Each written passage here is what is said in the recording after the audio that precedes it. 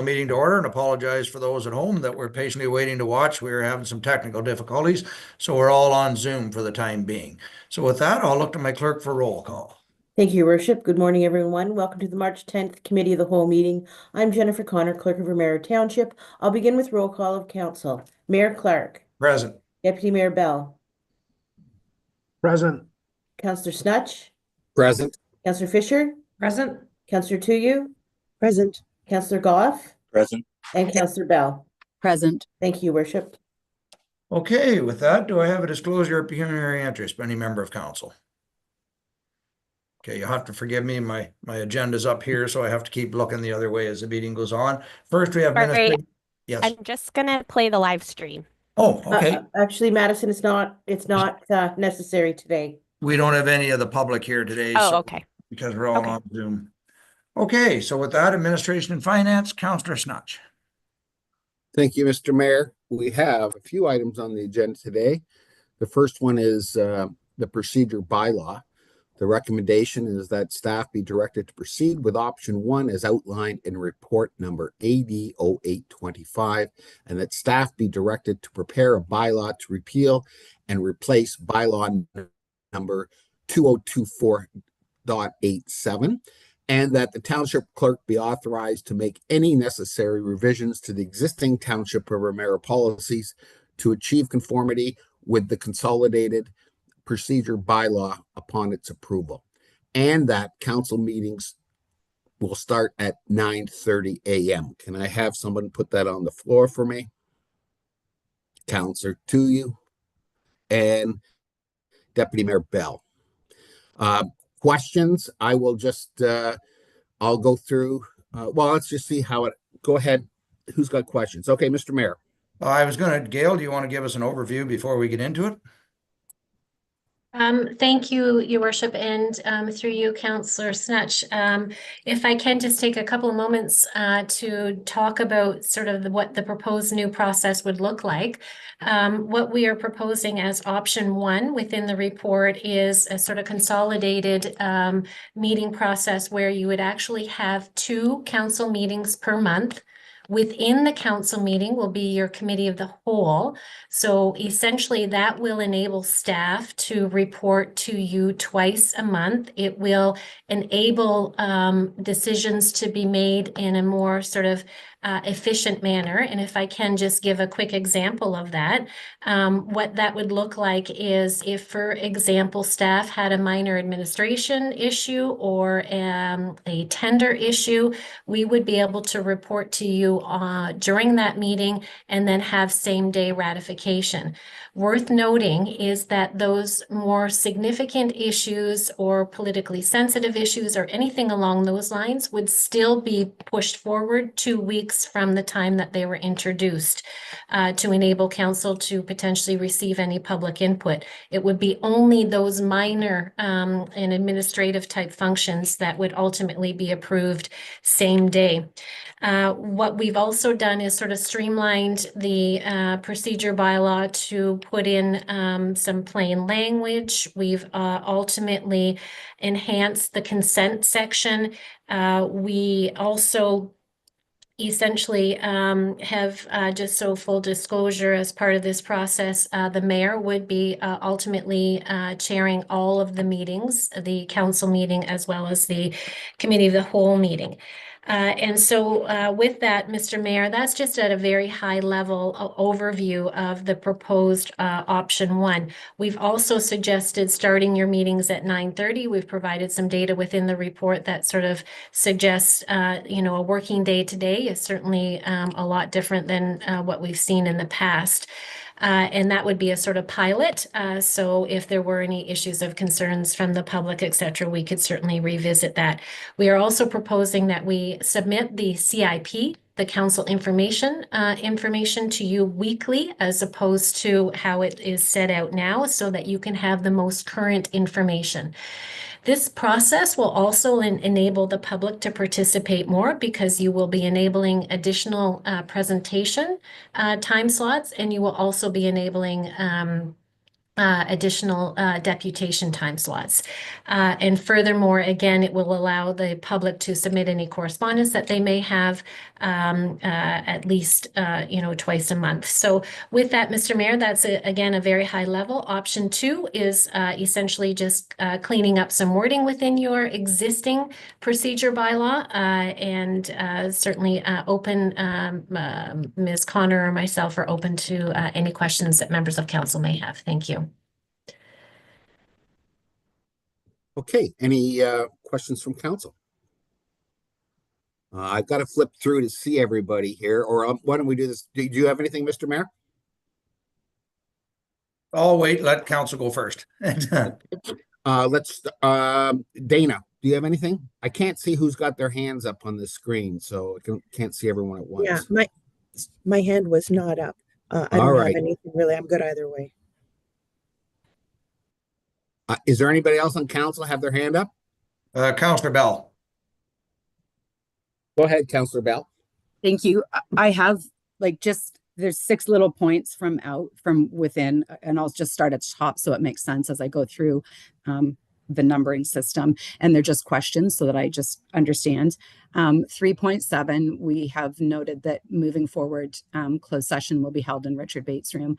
And when I had spoken with the CAO about that, we've traditionally always used council chambers, and I don't know, like the terms previous, we used council chambers, for example, and then in our term up until very recently, we used council chambers.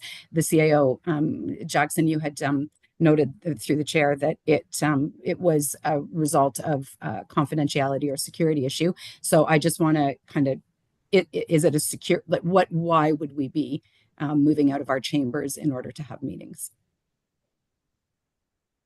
If I may, through you, Councillor Snatch, in response to that, the issue is the way the council chamber is currently situated without the ability to close off the space from anyone within the public area. We quite often use our screens. We quite often have virtual attendance for some of our closed sessions, i.e. our township solicitor. The way the chamber is set up right now, through you, Councillor Snatch, is that people can observe what is going on within that space because it's not closed off, and people can ultimately observe what's being placed on the screen. And so it's my understanding, and I'm pretty confident that through you, Councillor Snatch, Mr. Mayor may have some further comments or other members of council, but I do understand that it was understood that that space is not ultimately conducive for privacy and security. You want to continue with your questions? Councillor Bell? Oh. Go ahead, Mr. Mayor. Do you have something to add? Yeah, it was only a short period of time, 2 councils ago, that the council actually voted to move out of that room because we didn't have the ability to record what was being said in the in-camera, and but that was 2 terms ago. All the rest of the time, we've been in the Richard Bates room. Councillor Pell, do you want to continue with your second point then? Thank you. And thank you for that. I just wanted it for more, I asked the question more for just transparency, so the public would understand. So I appreciate that. So the next one is 3.18, and I just double checking on the language. So it says that during the following circumstances, members may participate electronically at meetings. I'm not going to read the whole thing, but my question is around the may, because then the reasons why that would happen are things like there's an emergency, or and so the language isn't clear whether it's saying you can be told to participate electronically or you can ask to participate electronically, because the may doesn't really indicate which way it is. So I would just wondering if we could have a more clear sentence that says, when we call an electronic meeting, it's not a may, it's a must? Or is there 2 things where one is we're calling it and you must attend electronically, and the second one is if you have a reason and you contact the mayor or the clerk, you may be permitted, because the 2 things aren't both captured in that statement. So I'm not clear on whether I'm being told or whether I'm asking if I can. because the may doesn't tell me that. Okay, well, I'll just add what I thought that meant. I thought it meant you go to the council meetings, but if you want, you may participate electronically. And it looks to me like it's an option, but I don't know who, is it Jen who should be answering this or Gail? Or go ahead, Jennifer Connor. Thank you, Your Worship. Through to Councillor Snutch. I think 317 might address Councillor Bell's question, whereas 317 is every effort shall be made by members to attend meetings physically in person. So the intent is every person shall be attending in person. But there's times when someone can't due to natural weather event, health and safety restrictions, someone's ill. That's such. So you may. So the perhaps what could be made for clarification is you may at the discretion of the mayor, or you may, because of these choices, you're sick, or because of certain, emergency measures that are in place. So the intent is in person, but you also have the option, you may, if these issues arise. Okay, so there's no you must unless the entire meeting is on Zoom. That's what I'm Correct. getting at. Is That's there a correct. must unless? Okay, that's cool. correct. That's all. I just wanted to make sure that the language, I understood it. And then on the next one, in section 4 under duties of the presiding officer, it talks about that you could adjourn a meeting if there is grave disorder. So we don't have grave disorder defined in our definitions. And also I went to the House of Commons glossary of parliamentary procedure, and they don't have grave disorder defined either. So when you look at what does grave disorder, maybe what might it mean, it uses things like, the examples are that it's so disruptive that it places in jeopardy the ability of the meeting to continue. So then when you went to look at samples of when that might have happened, it would have been something like that happened recently at the Ontario legislature, where it was like a melee and everybody was standing up out of their chair and everybody was talking to each other across the room. So it was completely, it was clear that you wouldn't be able to carry a meeting on in that way. But right now in our procedure, just saying grave disorder, it doesn't actually define what meets that criteria. So is it just subjective that, that just leaves it open that somebody can just say, well, I don't like what that person said. Oh, so I'm going to adjourn the meeting. So right, I just Mr. guess Mayor. I would want grave disorder to be defined. Mr. No, Mayor. it's to the call of the chair, who's ever chairing at the time, which in the new bylaw would be the mayor. Of course, that can always be overruled by council, but it's the chair that decides if a meeting's out of control and adjourns the meeting. Again, any ruling of the chair can be overruled by a motion and seconder and a vote of council. And is that overruling, is that laid out in this procedure bylaw? I believe it was, Jen. I forget what section it's in, but it is it's certainly under point of orders that the chair makes the decision, but then council can challenge that decision and put it to a vote. Actually did that once at county. We had a vote on a point of order. If I can, through you, Councillor Snutch, any member, that's certainly defined as well in Robert's rules. If a member wishes to appeal the decision of the chair, they have every right to do so. Good. Continue, Councillor Bell. Thank you. I guess I was just looking for a definition of grave disorder, so then there wouldn't be any need for debate on what grave disorder means. So, but I guess if that's not acceptable. So on the 4.4, and we actually talked about this in the fall when Mr. Daly came and presented his version of the procedure bylaw. And so we say that no member shall speak disrespectfully of His Majesty. And then we go on with the Governor General, Lieutenant Governor General, House of Commons, Legislative Assembly of Ontario. And at that time I had said, will Legislative Assembly of Ontario include any bodies within? So for example, Health Canada or Lake Simcoe Conservation Authority and so on. So I just want to understand if that includes those bodies, or, could a member of council just come in and disparage any of the bodies that exist underneath the Legislative Assembly of Ontario or Canada for that matter. But more often we're talking about provincial bodies. And so this, we put it in and then now we've removed it again.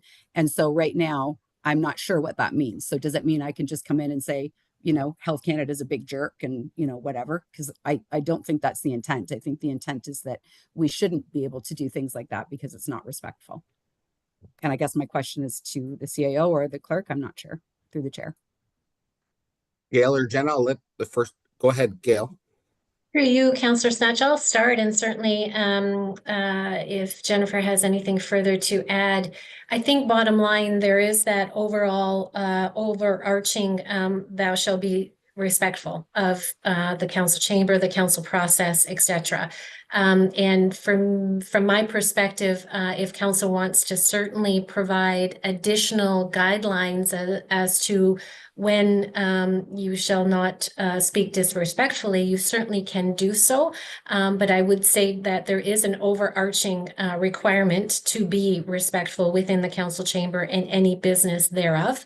And so perhaps Ms. Connor has some further additions. I am not aware of what sort of happened when Mr. Daly came forward, but certainly if there has been something that has been specifically deleted in that regard, we could consider adding that back in if that is council's direction. Okay, before we go to Jennifer, I'm going to go to the mayor. Yeah, this is taken right out of the Municipal Act, isn't this sentence? That's literally what we're sworn in, that, and that's why we make it the same. And I think our code of conduct covers disrespecting anybody else. That's in our code of conduct where we have to be respectful. Actually, we're supposed to be held at a higher standard than others. But wasn't this sentence literally right out of the Municipal Act, and that's why it's here? Through your worship, through your worship, I think the whole point of section 4.4 AA is to build on what CAO Jackson was speaking of, is, you know, no member shall speak disrespectfully. I think that if we were to put every agency or organization where you should not speak disrespectfully, I think the intent is that no member shall speak disrespectfully and there's decorum to be expected. Deputy Mayor. Yeah, I think just in addition to that, if we actually look at our bylaw, it's 5.3, and it talks about how members will conduct their dealings with each other in ways that maintain public confidence in the office in which we have been elected. Just talks about the honesty and no aggression. So I think that just speaks for itself. I think all of our bylaw, our code of conduct bylaw, covers a lot of this stuff already. So I think we're always supposed to be moving the township forward in a positive way, the body, etc. That's covered in the code of conduct. Councillor Bell, is that, oh, sorry, Councillor to you, go ahead.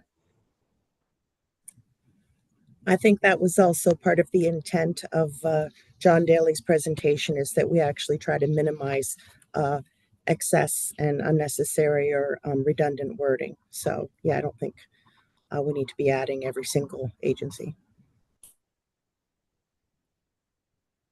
Okay. Okay, Councillor Bell, do you have Yeah, anything thank else you. to add?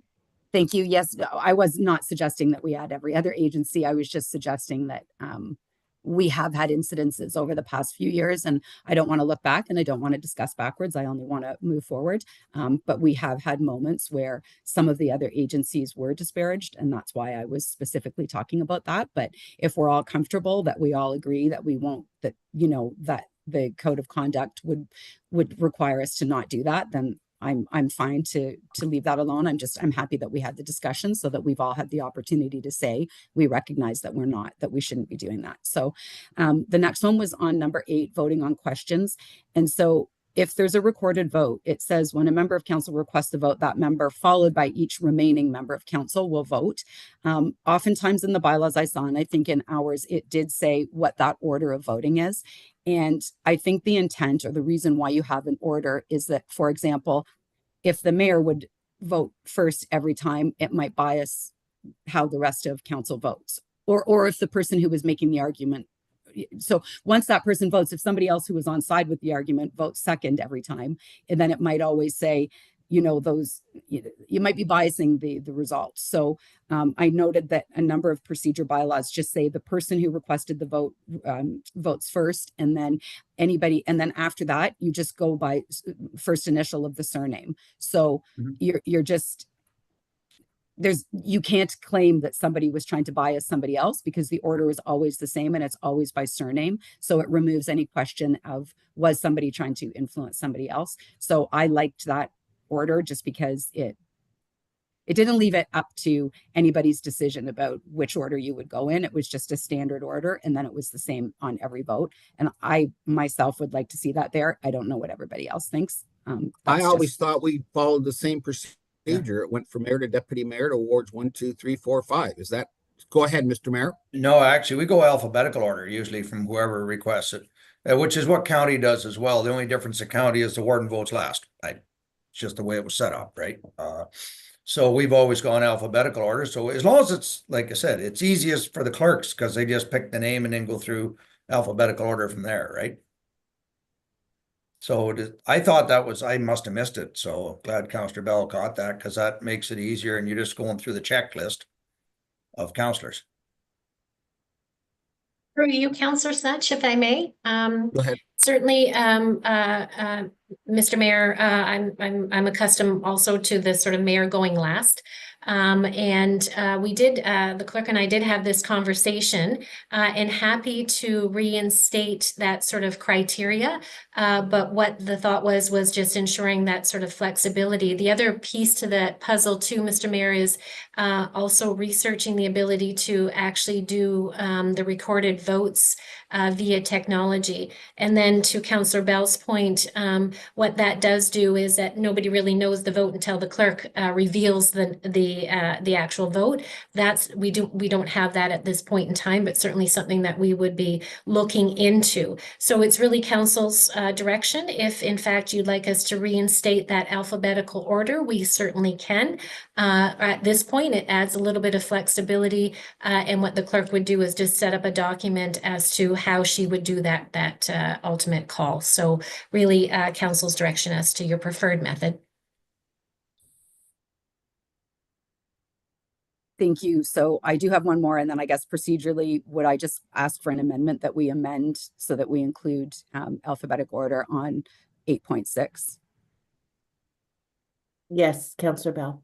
Okay, thank you. So I'll say the last one and then, okay. So the last one's just a small one, and it's under motions at council 9.16. Every member who's present when a motion is put forth shall vote unless they have blah, blah, blah. And then it says a pecuniary or a personal interest, and personal interest is also not defined in our definitions. So honestly, I said, okay, I'm not exactly sure what that might mean. So just for our understanding and clarity, if you can explain what personal interest would mean, and then maybe that one should be in the definitions, because if it's distinct from pecuniary, then I just would want to understand what it means. I guess to you, CAO or Clerk Connor through the chair. I personally think personal interest should come out after rereading it, but go ahead, Jen, if you'd like to comment. Jennifer Connor. I think it's a decision that's based on council's wish. Okay, Mr. Mayor. Maybe just change the wording to pecuniary or conflict, because you might have it's a conflict of interest because they're two separate things and they're in the municipal act. A pecuniary is a money interest and the other one, so it probably should say or a conflict. Yeah. All right. So do you have any other? Oh, sorry, Councillor, to you. No. Just regarding that one, regarding a conflict that's not necessarily pecuniary. What about the broad and common interests of a neighborhood versus, I would think that should not, just because someone's part of something that affects an entire neighborhood doesn't mean that means it's a personal interest or conflict. Councillor Fisher. Councillor, to you, how I've proceeded with caution where there might be something that could be considered a conflict of interest or an interest in common. I just reach out to our integrity commissioner and get his opinion on it, and that way he can forward it to me. An example of that that council would be aware of was when we had the sale of the road to TIA. Geographically where I'm located, would it be a conflict of interest or an interest in common? And it was determined by our integrity commissioner that would be an interest in common. So I had an opinion on that, just in case there was ever called into question. So it was documented that conversation had taken place. Mr. Mayor, did you want to speak? Well, I can on that one. I think it's defined in the municipal act what a pecuniary and a conflict, and we should leave it at that. But I was hoping I could point out a few items if I may now. Go ahead. Oh, I may ask Councillor Bell if she's finished. Thank you. I am, and hopefully then the clerk is just keeping track of these couple of changes so that at the end we know how to amend the motion. Because if Mayor Clark is going to add some too, thank you. Before I go to Mr. Mayor, Gail, go ahead. Oh, thank you. Thank you, Mr. Chair. If I can just add on the personal piece of it, as defined within our sort of code of conduct, there is a reference to sort of personal benefit. So the issue of personal conflict, as an example, would be perhaps there's something that is not pecuniary, so it's not dollars and cents, but it could be personal in nature, i.e. son, daughter, husband, wife, or something of those of that line that you would ultimately declare you're not going to participate in this discussion because your son or daughter or husband or wife. You've determined that that is a more of a personal conflict than a pecuniary conflict. So just so you're aware, when we talk about personal, that would be what we would refer to. Okay, Mr. Mayor. Okay, just 7.1, and that's where it says, if the presiding officer does not attend council, you'll start after 15 minutes. It should say without prior notice, because if I have already told the clerk I won't be attending, you guys shouldn't have to wait around for 15 minutes Right. of the meeting. So if we could just put that little word in without giving notice, you know, I'm stuck by a train or something like that is different than if I'm just not coming. So that was one. 918, which was, I think, notice of motion. I think we wanted a seconder when you're presenting a notice of motion, did we not? I didn't see that in there. It's presented to the clerk. It should have a mover and a seconder when it comes on the agenda. I didn't see it. It said it shall be reported to the member, to the clerk by noon on the Monday. And you notice all the timelines are noon on the Monday before now. We tried to standardize so they're all the same day, right?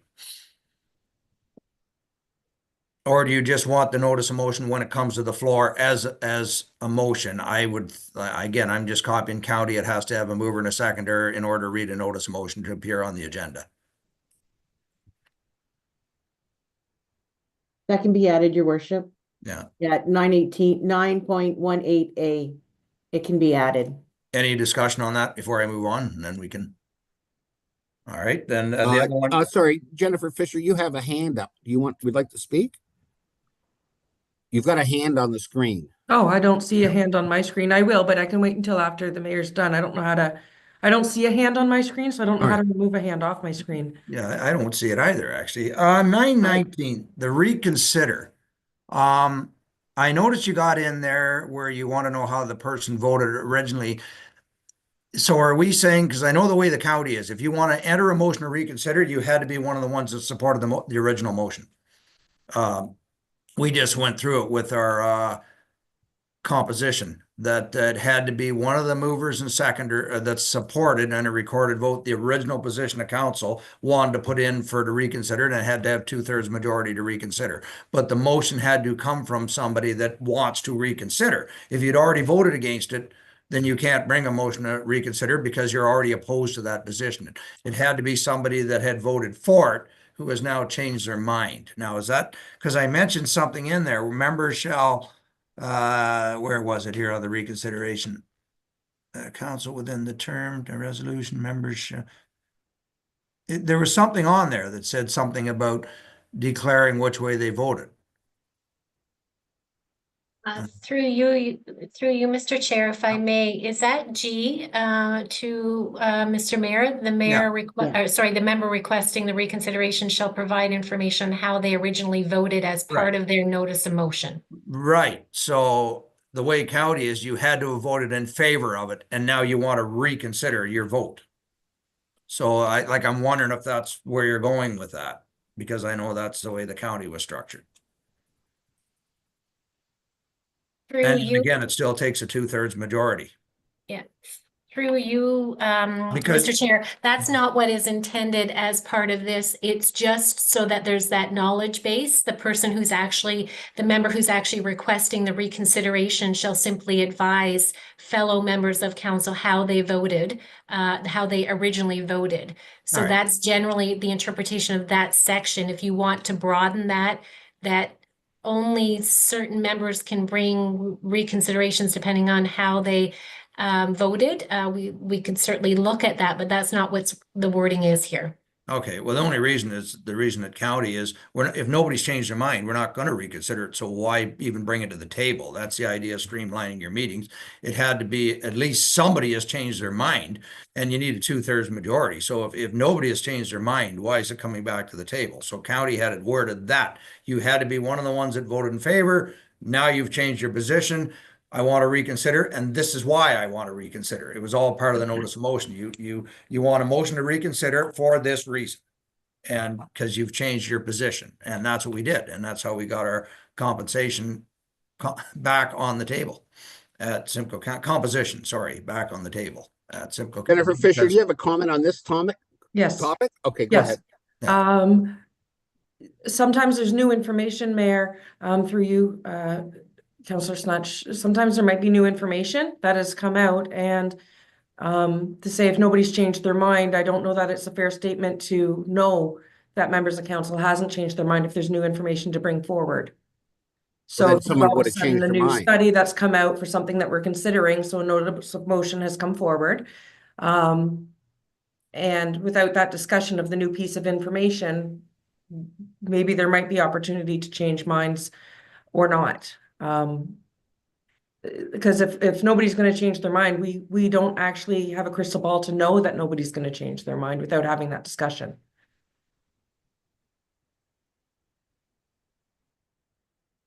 Mr. Mayor. Well, new information, we should be sharing information. When we get new information, we should be sharing it with each other via email or via however. That's right. That's kind of part of what we should be doing.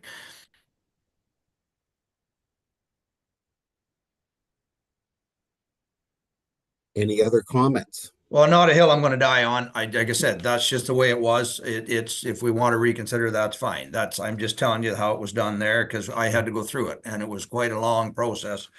Again, when you're trying to get 2/3 majority, if at least one of the members hasn't changed their mind, you're never going to get a 2/3 majority. So it streamlines your meeting. You're not bringing back notices of motion that are definitely going to be defeated. That's why they structured it that way. The only other one I had was at the very end. Oh, two of them. Just on the little sample you gave, I do want the announcements at the start of the meeting if everybody's fine with that. That's when we have the biggest crowd of people there. That's when I think our announcement should be, and that I think can just be the structure of the meeting. So we would streamline it all into announcements, and we do ours at the beginning of the meeting as opposed to the end. And bills in writing by the mover. When we get to council on the floor, I know this is the way it used to be. I would like, instead of the clerk reading the motions, I would like that if the council members each had, okay, one of the council members is presenting the committee of the whole report. They read the motion moved by myself, second by so-and-so. And I've sat at other councilors, and I mean, that's how we do it at county, but I've sat at other town councils. I just recently at Barrie, and that's what they did. Each part of the motion that was presented to council was presented by a council member, moved, read by myself, second by so-and-so. They read the motion, and then we put it on the floor for a vote. So have you seen it done that way, Gail? Because I know Barrie does, and a few of the other municipalities, I think Severn does as well. Through you, Mr. Chair, no, I actually have not seen it done that way. In fact, I'm sort of accustomed to the clerk just reading the motion, so Okay. putting the motions forward, and the mayor, of course, asking for a mover and a seconder. But certainly, if that is council's desire, we can word the procedure bylaw to reflect that. I'll put it out there for discussion. Okay, any comments from anybody else?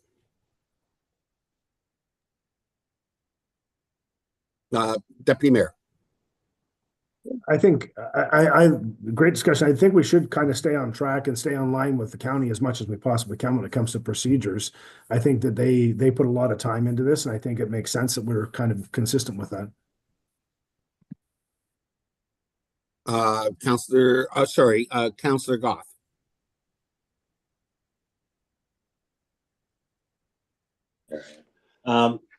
Actually, I think it's actually a good thing that the mayor's bringing this up, is because it actually, since he is going to be chairing the committee of the whole meetings now, it actually brings council a feeling of being more involved, where they can read the motions that are coming forward for whether it's roads,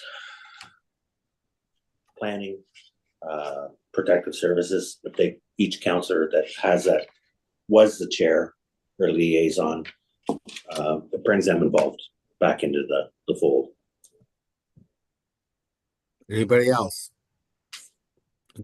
Counselor Bell. Thank you. From my perspective, I see both sides, and I like what the mayor and Councillor Goff have said. But I also think that if we're trying to keep things just streamlined and moving without interruption, when the clerk carries along reading all the motions and handling all the matters, I think it actually does keep us on track and keep us moving along more efficiently. So that would be my only concern, would be if whenever we're passing the chair back and forth, it's just maybe it disrupts the process a little bit. Whereas when the clerk continues to go through the agenda, it keeps us just quite on track and moving forward. So that would be my only comment. But again, I wouldn't fight either way. I just think that once we have one direction, I like to stay with that. So if we're having the clerk manage most aspects of the administrative pieces, I would just say keep it that way, and it just keeps it nice and clean. Mr. Mayor. Yeah, and I was only referring to the actual council meeting, not the committee of the whole, when we're at council. Like even the motion to adjourn, I have council members. The adjournment, I guess I do, but the confirmatory bylaw is moved by, so-and-so. So I just was trying to include the council members more in the meeting, that, each you have motions to read and present to the floor. That's kind of how we did it in the past, but then I realized it's more work for staff. You'd have to have those motions printed off and put in front of the councilors, so they actually have it when I, or at least they know which ones they're doing. So I'm not turning to a councilor who's now scrolling through the agenda trying to find it, right? So. Can we leave it open? Like, does it have to be clearly? It doesn't say the clerk reads a motion. Is that something that can be left open for determination, or do you want it in the procedure bylaw? Who are you asking that to, Mr. Mayor? It'd be the clerk or Gail, whoever wants to jump on that one. CAO Jackson.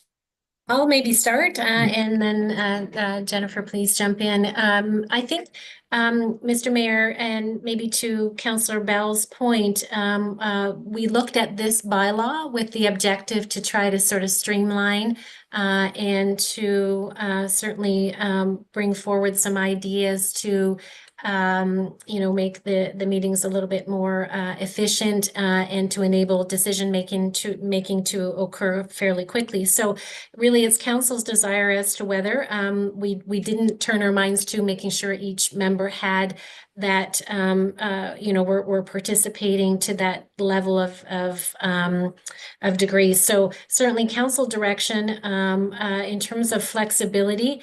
You're quite right. It does not say in the procedure bylaw that the clerk shall read the motions. And so with that, if the interpretation is that you want to enable some flexibility, then that is certainly council's, if that's council's desire, then that's fine.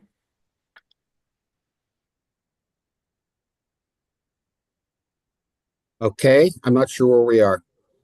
That's all I had, but I think there was the one amendment. We're going to leave it? Yeah, okay. Now Fine. the amendments, I know Councillor Bell had the one and I had the one amendment just on the clarification of the wording. If I don't show up without notice, if the chair's without notice. Okay, so do we need to put a motion on the floor then? Through your worship, to the chair, what we can do is we can pass this motion as amended. So, and those amendments would be those 4 matters that we've pulled and changed.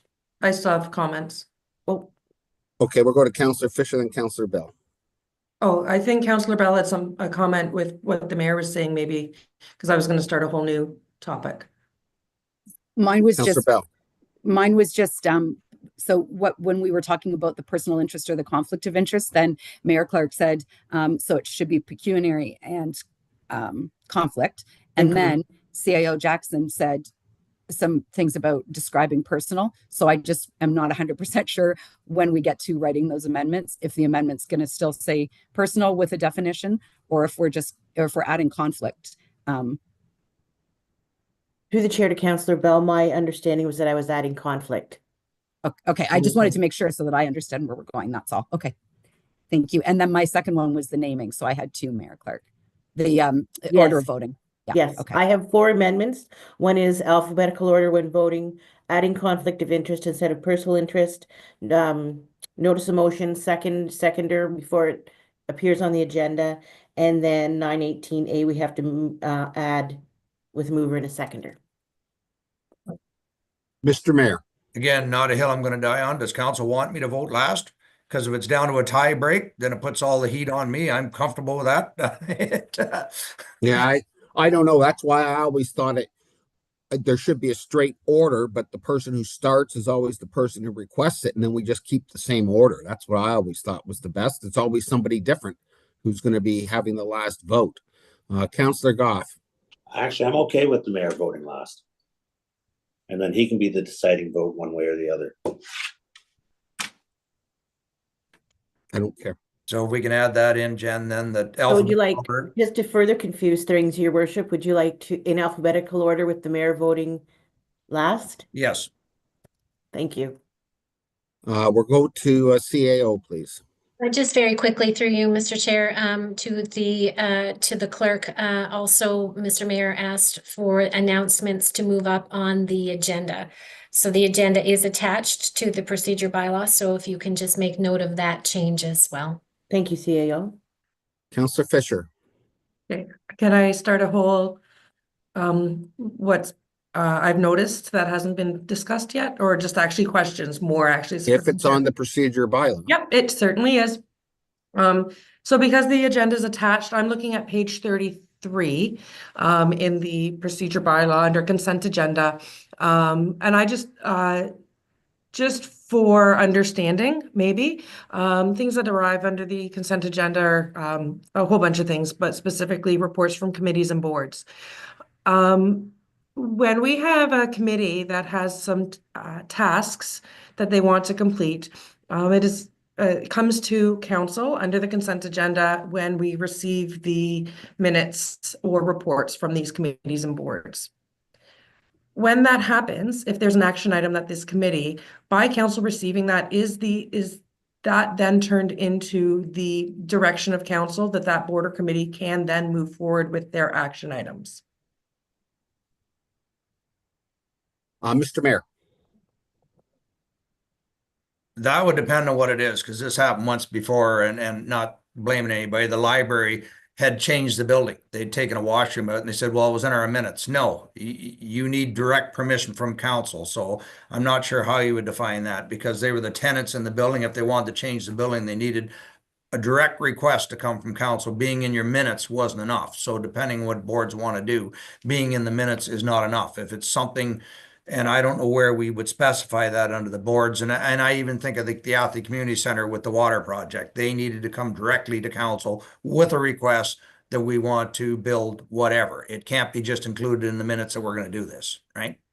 So, so I guess then I'm wondering if under the consent agenda, again, I know we're trying to streamline things, but we are liaisons as counselors to these different committees and boards, and perhaps there should be a section where the liaison counselors have the opportunity when we're receiving these reports to have those discussions to determine, because I don't know that it's something that can be defined as black and white. So by creating the discussion saying, yes, I was at the Adney Community Center board, and kind of discuss what the, I know that we received these minutes and we get an opportunity to look it over as counselors, but to just put it onto the consent agenda, it makes it very difficult to then, as the committees and the boards, to be able to move forward with projects if there's uncertainty and clarity on what needs to come to council first or not, especially when it's something that's harder to define. So under the consent agenda, and we do updates from committees and boards, then perhaps maybe members of council should be using their liaison role in the council chambers as well, beyond just the bigger ticket items, because maybe there's some smaller ticket items, or what the board is perceived to be a smaller ticket item and thought that it was captured under the minutes. Well, wouldn't the minutes be the proper time to bring that up? Well, that's what I'm saying, but When then you have approve the oppor- minutes, if a counselor wants to request approval, isn't that when you review the minutes? Right, so right now under the consent agenda, we are receiving, which then doesn't give CAO Jackson the authority to start directing staff to do these action items. Okay, we'll go to the mayor and then we'll go to Joe Goff. Yeah, the minutes don't give you permission to do something that is outside of the realm of the committee. And, Right. Udney Community Center Board can't decide at a meeting, we're tearing down the lights and we're pulling the baseball diamond apart and getting No, rid but of I'm saying, shouldn't that be a request in the minutes? And that request comes to, that's the time to bring it up? I don't. They would I have don't to care send whether- an official request, and I see Gail's got her hand up. She can probably clarify too. Okay, we're gonna go to Councillor Goff first.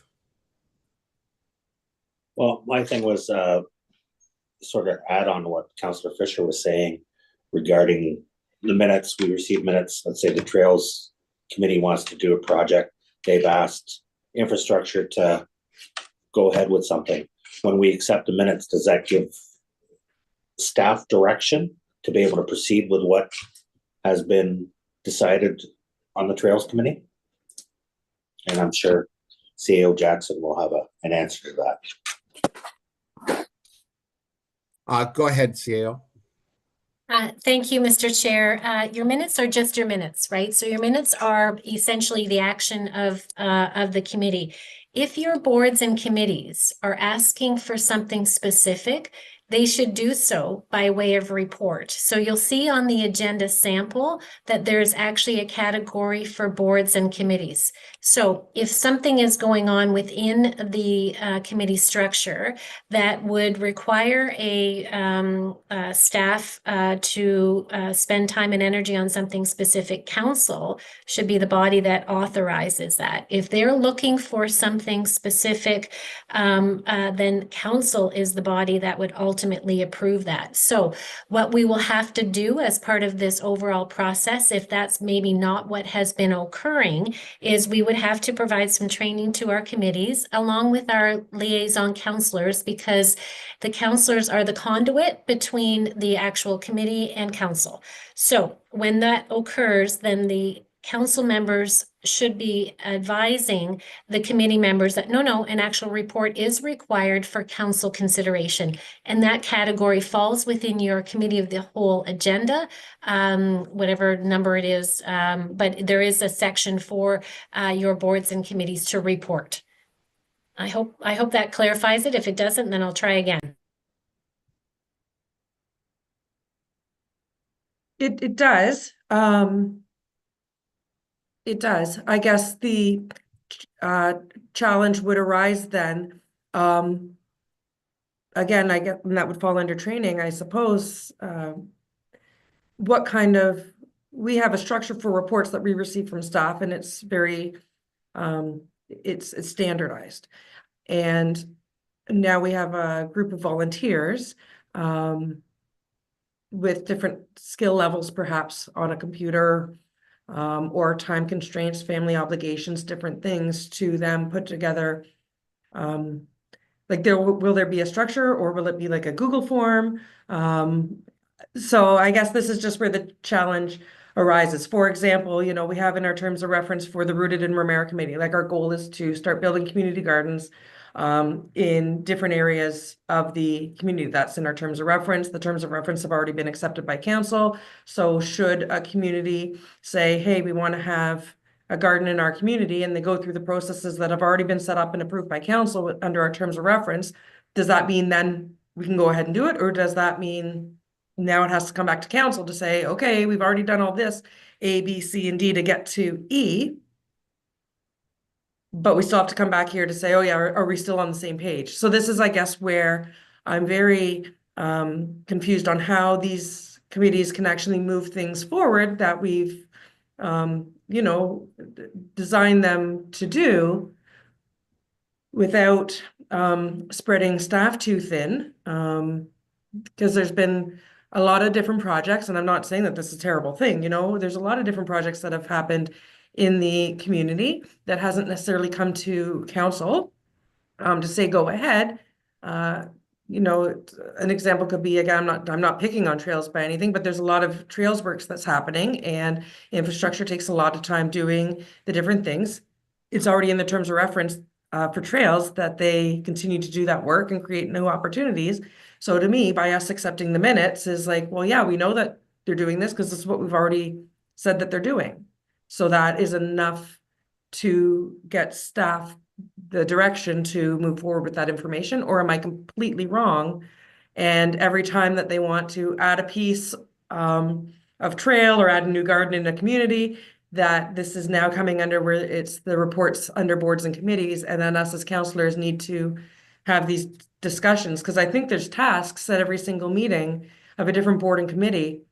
Otherwise, there's no sense in having a meeting. There's going to be tasks, like we have a work plan set out, we have all these different things enrooted with timelines that we'd like to see.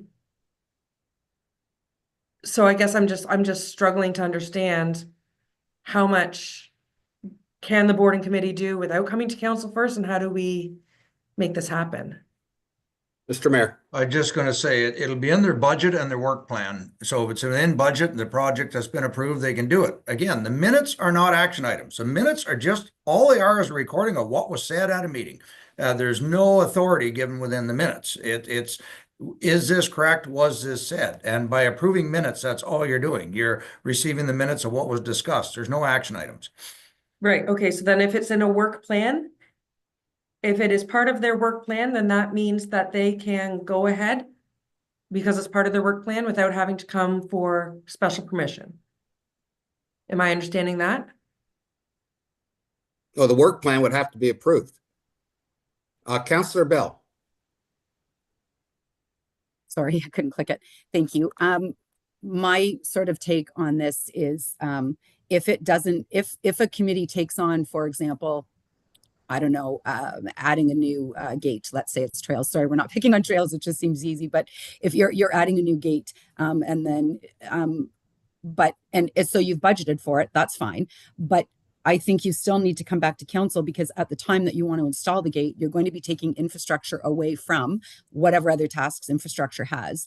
And therefore, you know, council might say, well, geez, you know, the weekend, the long weekend in July is a bad time to install a gate because infrastructure should be doing X, right? Or it doesn't seem to make sense, or whatever it is.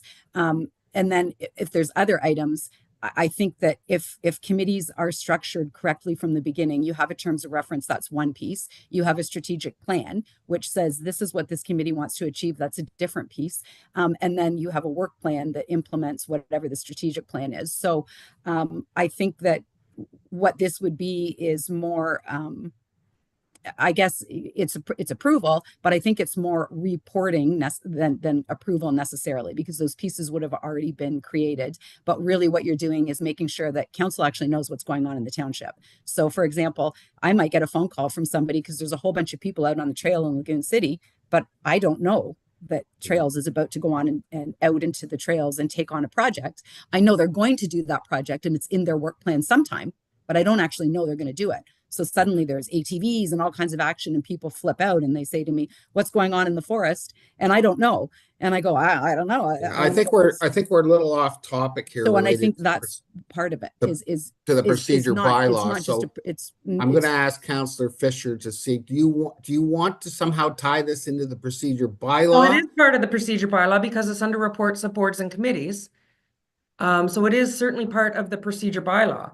And these committees need to have a voice at the council table. So another example, I guess, most recent example that I had was in the Economic Development Board. We were meeting and there was a motion put forward that staff look into bringing the teeny tiny summits to Ramara and what that might look like through OMAFRA. So does this mean staff cannot work on that now until I bring it to council to say staff is going to make some phone calls to look at doing this in the future? So I guess this is kind of like, it's a very gray area to create a definition. So maybe under boards and committees, there should be opportunity for the liaisons to speak to these items. Like, I don't know, I'm looking at you, Gail, you can't really tell because we're all on screen right now, but just trying to get things to move forward, because there just seems to be a lot of talk and a lot of talk and a lot of talk when we're at these different meetings, and then trying to get things forward, because then we're waiting until next month to be like, oh, well, it didn't go to council, and then council, like, it's just, things are getting so delayed as far as getting work done, because there's just seems to be an uncertainty. So even though it's probably going to add more to our meetings, I'm also trying to streamline outside of our meetings as well, so that the work can get done and our volunteers actually feel heard But and valued with the work. in reality, what happens in these things is there's usually a staff member in your meetings. Are there, Councillor Fisher? Yes, And your staff member is usually to say, well, that's in the scope of the committee to go ahead and do it. Or usually what you say is that you ask the staff member, do we need permission from council? And if we need permission from council, then it's up to that liaison to bring it up at the next meeting. Right? Or to get permission. That's correct. Yes, there are. One of the liaisons that I work doesn't regularly attend. She's not manager or director that's present in one of the committees that we're at to regularly attend meetings to make sure that that happens. So I just kind of want I think I don't think it's going to make a lot of difference, but I'm open to supporting whatever the group wants to. But I mean, I think things are moving along pretty much now. As far as putting a gate up in that, if it's something you do every spring and every fall, that doesn't have to come down to council just to protect the blue herons, for example, on that trail. We put up the gates. We're not going to come to council every time for that because we've done it for 4 years. Right, I'm talking about new items, moving these committees and boards forward, right? Like, how do we get, if all we're doing is accepting minutes and then there's reports for committees and boards. So I guess I'm just trying to get an answer from our CAO or from our clerk, so that our boards and committees can actually do the work that they've set out to do. So that Gail has the authority from council to be able to direct staff to do the work that the committees and boards are asking them to do. All right, we're going to go to the CAO for comments, then we're going to Jennifer Connor for comments, then we're going to Keith Bell, and then we're going to Sherry Bell. So go ahead, Gail. But we can't hear you.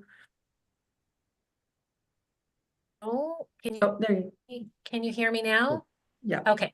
Thank you, Councillor Snutch, and I'll try to make my comments brief.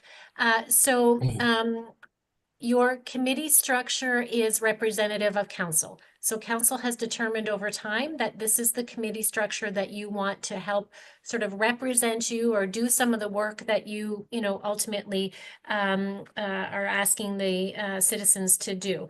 So when all is said and done, you do have a township resource. Some committees have two resources, one that will ultimately take minutes and one that will maybe be a subject matter expert. Right? So you need to ensure that you rely on your staff to be able to help provide some guidance. The way this process is actually set up, if there's a substantive issue that this committee ultimately wants to pursue, they should be writing a report. Your administrative staff, your person who is taking the minutes, should in fact assist with the creation of that report. The actual context should come from the committee members, but the formation of the report is that of the staff resource taking the minutes. Okay, so that is not something that your committee members should get overly concerned about because that staff resource can actually format the actual report. So that report then appears on the council agenda, and then council deliberates as to whether in fact they want to pursue this suggestion from the committee members or not. I don't know at this stage, and I would defer to the clerk, do the committees actually come to council with their work plan? I'm assuming that they all have terms of reference. So they all have guiding terms of reference in terms of what they're responsible for, but do they come with an actual work plan? not necessarily their work plan, CAO Jackson, is generally developed through their budget for that annual year. So if there is something that is a budget ask, if there is something that is a substantive ask, they would then, under this new process, they would then write a report and they would have an opportunity twice a month to actually provide a report. The benefit also is your chair of the committee can come and present that report to council, so that they get that opportunity to present that information. So that would essentially be any items that are substantive and or financial in nature. Your minutes, to the mayor's point, the minutes are just reflective of the action items that occurred during that committee meeting. Jennifer Connor, do you have anything else to add? I have nothing further to add, Councillor Snutch. The only thing that my simple means of thinking about this is committees and boards have a budget with a staff person. That budget is approved by council, and that generally defines your work plan. Okay, anything beyond that scope of that plan or that money allotted would trigger a report to a committee of the whole meeting, now to council, for further discussion and approval and action. Okay, Keith, Mr. Deputy Mayor. Yeah, no problem. I think that we just with the comment Jen asked, is we are the voice of our committee. So we are there as council members to bring that message back to the rest and to be the advocate, the kind of the champion of that, in my opinion. And the other piece is that it wouldn't hurt, I guess, maybe for each of these community boards to add a section if there's any kind of staff action required. That would help identify it out of that and maybe save some of the paperwork if it was just part of the report. Councillor Bell.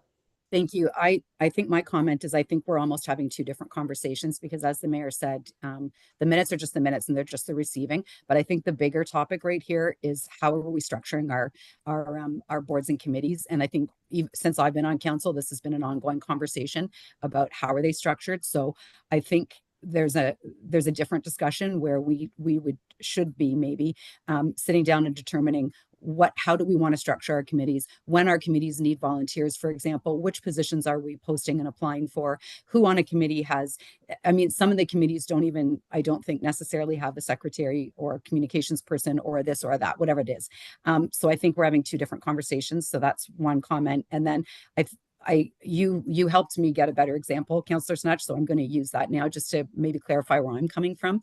So last year we ended up cutting the along the sides of the walking trail in the Heron Rookery, and what happened was there were a whole bunch of community members who weren't aware that was going to happen, and it would have been budgetary because we weren't customarily cutting in there. It was the first time we'd ever done it. So infrastructure team time was taken to go in and do it. It was a brand new project. Council, I did not know about it.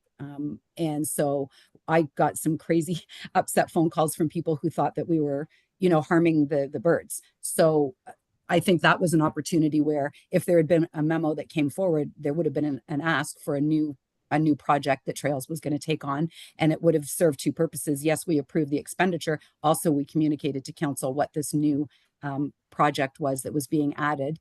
And then when I say that, if we restructure committees and there's a work plan, that could be a moot point because we could already know about it. So I think at the end of the day, I think what we're all coming to right now is we need to figure out how we structure our boards and committees, maybe. Councillor, to you. Thank you. Yeah, I'm on two committees that don't have any kind of staff support. So I guess that's where a lot of, I find a bit of a disconnect occurs in creating a report to bring to council. I find a lot of times it's confusing for members and for council representatives to even know how to present something at council. There have been times when I've been told, oh no, they need to just send a letter. And other times where they need to present something. And then for a lot of members, they think if it's in the minutes, then it's therefore been approved. So I would welcome some kind of training that gets everybody. So why don't we move on then or sorry, go ahead. Last one, CAO. Thank you, Mr. Chair. What I'm hearing, what appears to be fairly loudly, is that phase 2 of a governance review is looking at our boards and committees. So, and I understand that perhaps that may certainly be in the works, but what if we certainly commit Councillor Snutch to looking and evaluating all of the boards and committees so that we fully understand what's in play and present a report back to council within the next. I'm not going to commit to an exact time, but I will say that phase 2 of the governance would be reviewing your boards and committees because it is very unusual for a board and a committee to not have a staff resource. That is, that's at least from my perspective, and certainly would like to look into that further. Anybody got any comments on that? So I think what we're trying to do here is get the procedure bylaw approved. So Jen, you brought up the comments about how the committees are going to fit into the procedure bylaw and basically the agenda. But why don't we just leave that and we'll get the procedure bylaw approved with the 4 or 5 changes. And then we'll leave it up to Gail to come back and try to figure out how the committees are going to work for approvals and all that type of stuff with council. Is that okay? It certainly Okay. is, yes. So Jen, so going back to Jennifer Connor, you just wanted to, instead of list the 5 changes, you just want to say as amended, right? That's correct. Okay, so do we have someone that's going to put that on the floor? Councillor Bell. Thank you. Sorry, we actually do have in our procedure though that we are meant to read the motion before we carry it. So just so that we all make sure that we understand those 5, can we please read them so that we don't make a mistake later or whatever one of us misunderstood. Councillor Goff, did you have something to say? No. Keith Bell, you had your hand up too? I was just ready to move the motion. Okay. Okay, so Jennifer Connor, do you have a comment on Councillor Bell's comment? Through your worship to Councillor Snutch, yes, so the motion will appear as it is on your agenda and that we will add and it be amended by the first one will be the recorded vote will be in alphabetical order with the mayor voting last, and personal interest will be placed with conflict of interest. 7.1 will be added without prior notice.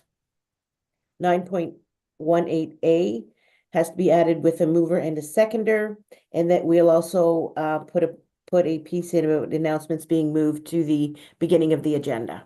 So those were the Thank you. 5 Could I items. have someone put that on the floor? Councillor Joe Goff and then Deputy Bell. All in favor? Passed.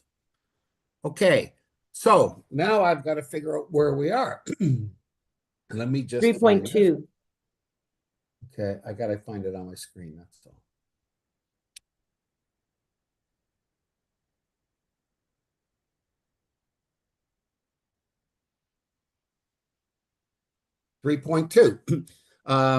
This is to support to Canadian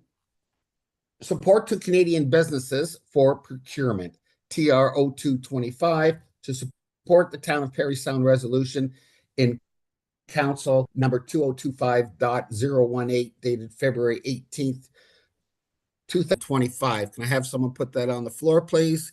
Councillor Fisher, second by Deputy Mayor. Would anyone like to, just questions from council? Okay, Deputy Mayor. Yep, I think I pushed this last time, and I do believe that we should be doing this. We should be doing it all the time, not just in sight of what's happening with the USA. I think if we have a company that's paying taxes within our township and they're helping pay for roads and infrastructure and improving our township and employing people, we should definitely be always looking within or as close to this as we possibly can. Any other comments? Okay, all in favor? Wait, David, I thought there's going to be more discussion because I wanted to amend this because one of the suggestions are that we can ask staff to look at the legalities of improving this for our township, because this is just the motion to actually support Parry Sound. But one of the suggestions were to actually get legal advice on shop local. So I'd like to amend the motion to include that.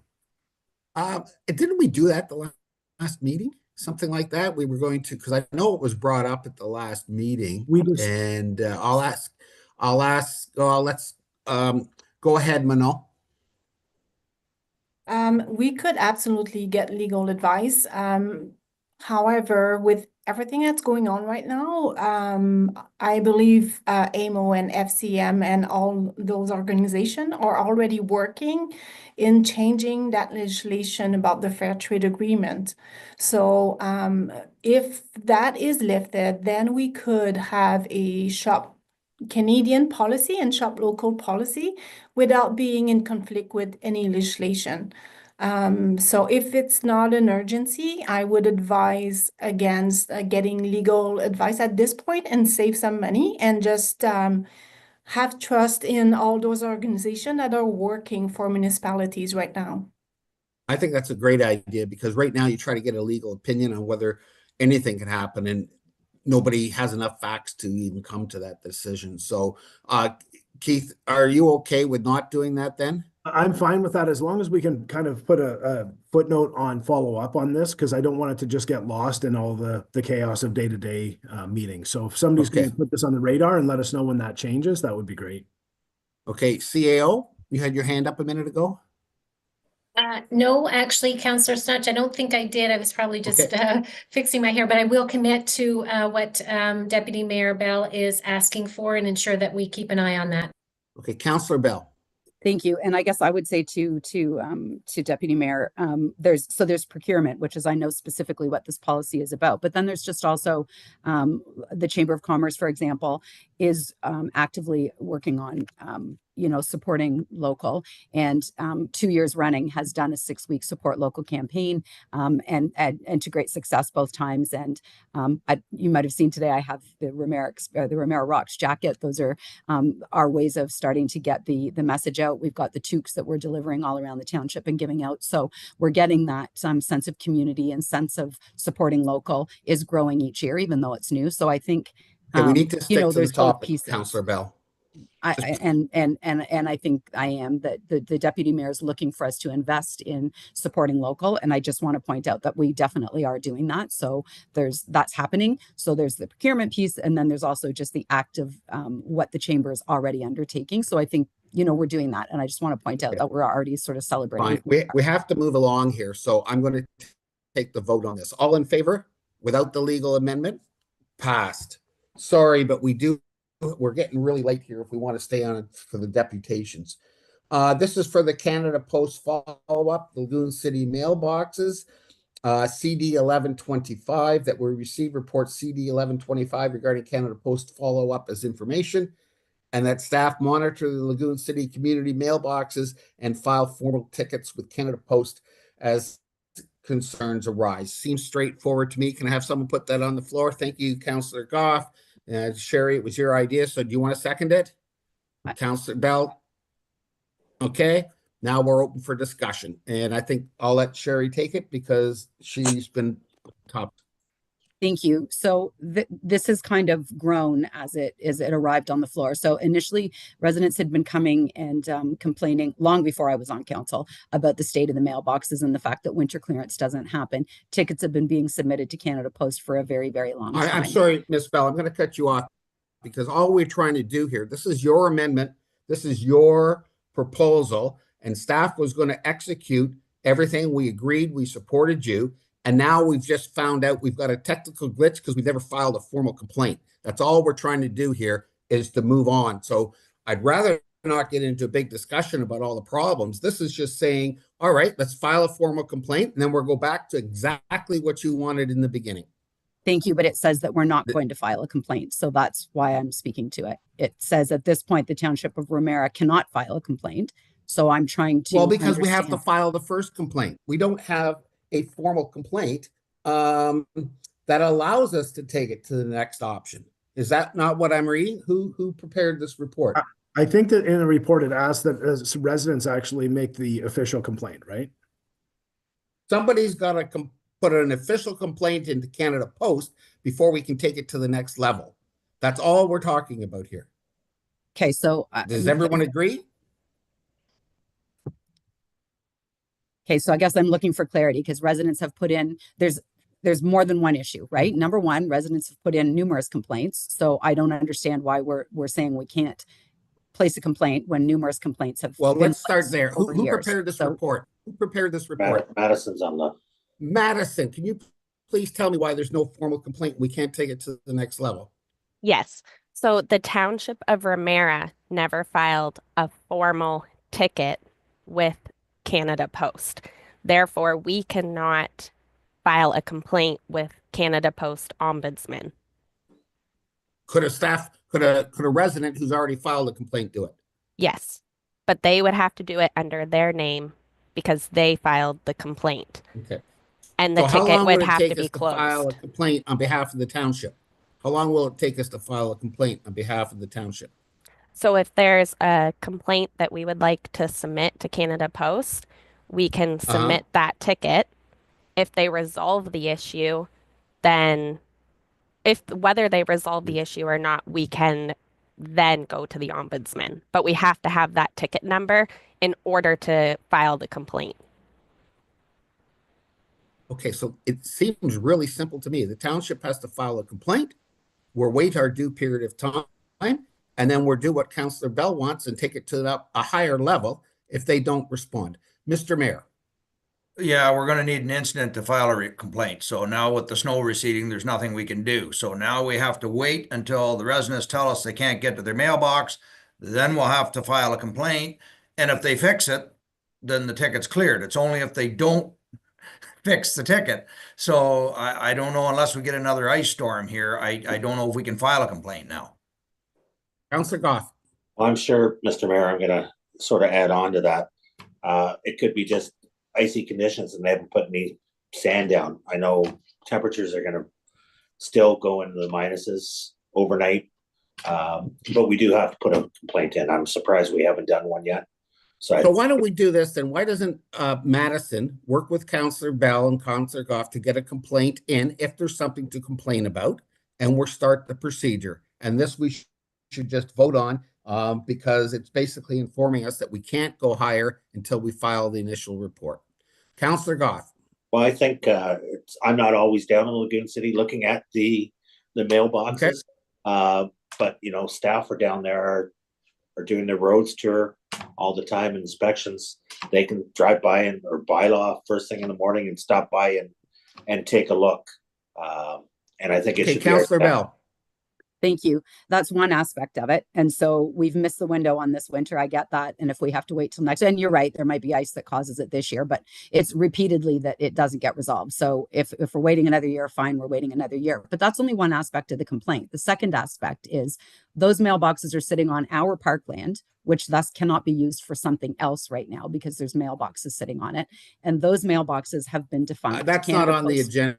But it is part of the. We've never discussed that. No, but no, we have discussed it and then we didn't include it in this and we don't have the correspondence. So I don't know whether the second part of the complaint was brought. I don't know because we know there's never been a complaint filed on behalf of the township. So why don't we file the complaint that we want them to move their mailboxes then? We can, we should because they're on our property and they're defunct and they have been for 20 years. So I don't know why we can't file that piece. I suggest you work with Madison to file the formal complaint. We'll have to bring it back to the township and we'll approve the complaint and get it in. We all know what we want. Let's move on. Yes, Deputy Mayor. Jumping a step here, I think for us to arbitrarily just go and make a decision for the public in Lagoon City and say, we just want to have them removed from our parkland, that could be inconveniencing everybody there. I think this has to be some kind of a public meeting before we make that kind of a request. Okay. The mailboxes have been defunct for years and years and years. Canada Post has already told us they have not installed those mailboxes in a dinosaur's age. They freeze shut every winter. That was all part of this original complaint. It is the people of Lagoon City who are saying, I can't access my mail.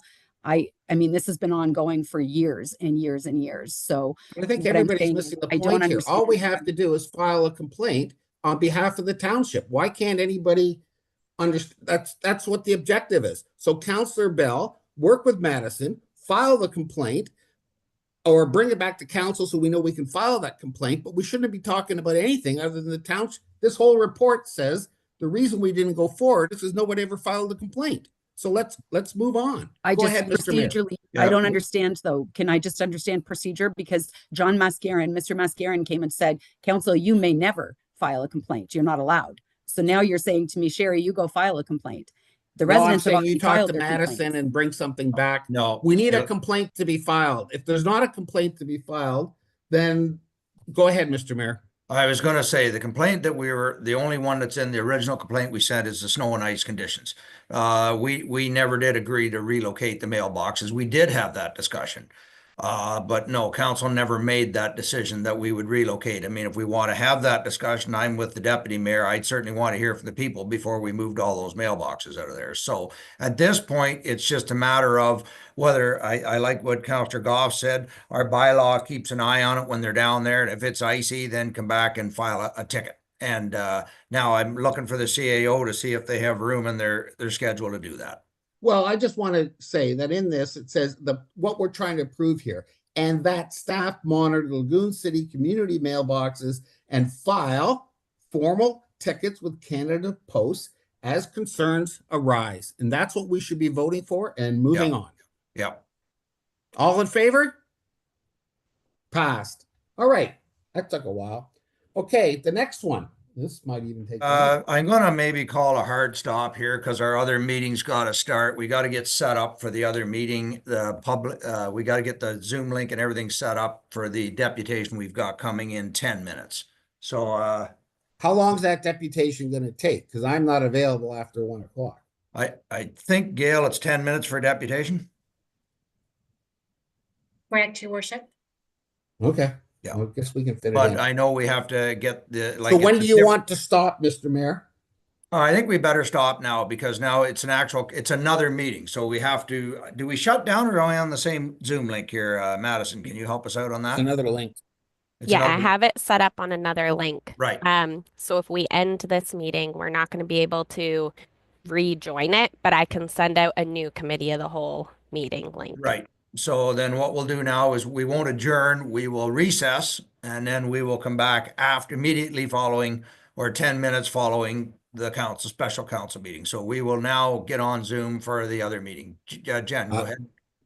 Councillor Fisher.